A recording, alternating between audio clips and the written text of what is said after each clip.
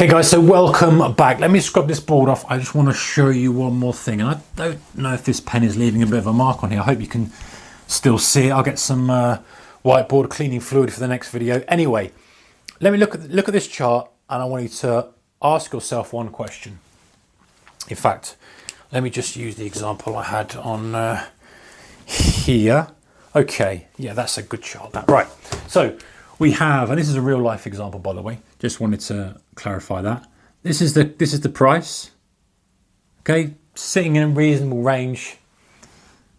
Boof, that comes out of nowhere. What else happens with that now? Right. This is the chart.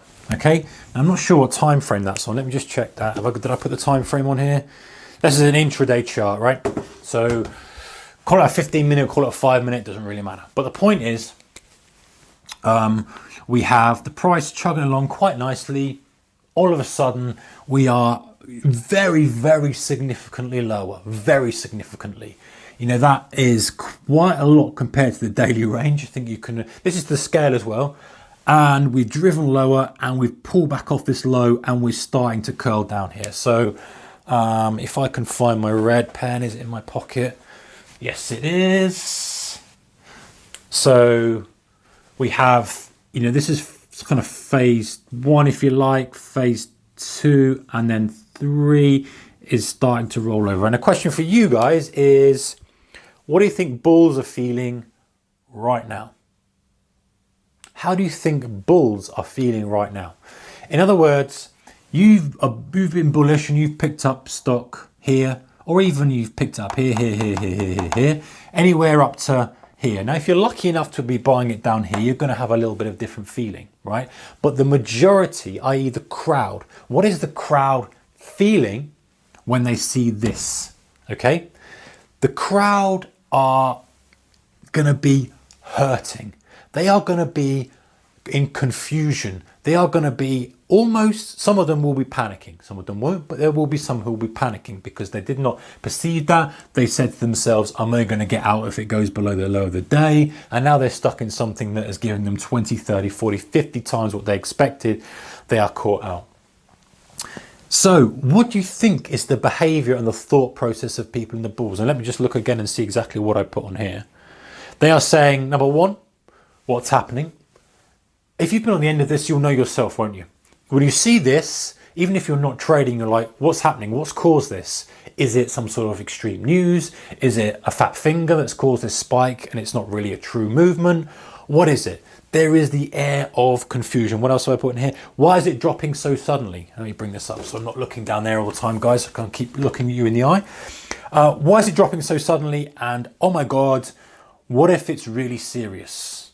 Okay, that's exactly what you're going to think. If you're long on this thing at the moment, you are going to be thinking exactly that. Oh my God, what if this is really serious? What if this thing now, this is in the first few minutes, what if this thing decides to go and completely go through the floor? Bearing in mind we have seen flash crashes before, bearing in mind we have seen all sorts of things like that, that is going to be going through your mind. So, and you might even be saying, I'm going to have my account wiped out. I'm going to be margin called. I'm losing way more than I expected to in this trade. This has caught me with my pants down, so to speak. So you are going to not like this if you are a bull. So what happens now? There are so many unknowns to this. Your imagination is running wild with you and this is an intraday chart. Obviously, if this is a daily chart, there's going to be more of a calmer thing, but it's still going to be similar, but a slightly dampened response. But people are, you know, every second delay seems like it's costing them more. And let me move back to the chart here. You know, they're concerned about that red line. And let me go back and get a black pen here. They're concerned about the red line. That's the hypothetical thing they've got in their mind. The worst case scenario is, oh my God, this thing's going to completely capitulate. I'm going to be wiped out. That's all they're concerned about. They're not thinking, hey, you know what? This is quite good value. There are a few traders out there, of course, and that's when you step to a second level. And this is all about position sizing as well. But they're not thinking this is quite good value. You know, if I can buy another bit here, then I'll. There are very few, but I'm talking about the crowd. The crowd is confused, don't understand what's going on. Why is this happening? Majority of those people are then going to be saying, do you know what? I can't stand this. Every little tick, and this is why these kind of setups work. If we look at this zone here in more depth, and appreciate that this is really where I'm going into like a day trading mode. But even on a swing trading perspective, this is very, very similar in terms of an extreme move coming out for 4 or 5 days. People thinking what's going on, maybe there is no news flow, maybe there isn't. The pullback, you still have the swing trading longs, the people who are long caught and thinking the same thing, but the response is slightly dampened off. But in this scenario, they're thinking, okay, great, it's pulling back, maybe it's just a blip, maybe it's just a fat finger, you know, I'll be able to get out. If this pushes back up to kind of halfway, I'll take my loss and I'll not worry about it. Then it starts to curl over again, and they start thinking swear words. They start thinking, oh dear, I don't like the look of this whatsoever. And so what happens now is you get emotional order flow. They have seen this, which they do not like, the drive lower. They have seen this bounce, which they do like, and they feel relief.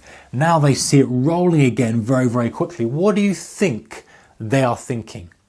They are thinking, get me out of this trade immediately. They are thinking, I don't care what price I want to get. I do not like the look of this. It goes to the low again. It goes lower. They are selling, selling, selling, selling, selling. Emotional order flow because of the confusion, the loss, the exaggerated move that no one was expected.